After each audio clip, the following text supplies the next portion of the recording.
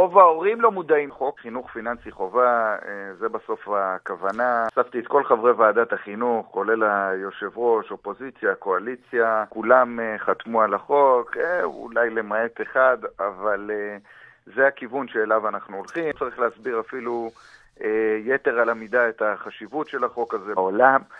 בהחלט משלבים בתוך מערכי השיעור הקיימים גם את הנושא הפיננסי, וזה מקל על הדבר הזה של, אני יודע מה, אם יש תירוצים של כסף. התפקיד של בית ספר זה להכין את התלמידים לחיים, זה ברור, וחלק מההכנה לחיים היא, מה לעשות, הסוגיות הפיננסיות שכולנו לפעמים אין לנו ראש, או כואב לנו הראש רק לשמוע את הדברים האלה, חיסכון, פנסיה, דמי ניהול, הלוואות, שפיצר, בלון, כל מיני מושגים שבאים לפתחו של התלמיד שהוא יוצא, והוא מיד נתקל בסוגיות פיננסיות יומיומיות. מלמדים מתמטיקה לצורך העניין, והמורה למתמטיקה עוסקת בבעיות הלוואה. ניתן לעשות את זה בתוך התוכנית הלימודים הקיימת, להכין את התלמידים לכל הנושא הזה של הפיננסי, מכיוון שבסוף, כל תלמיד כזה יוצא, והוא מיד, הרי הוא צריך הלוואה ללימודים, הוא יתקל בנושא הזה באיזה הלוואה לקחת.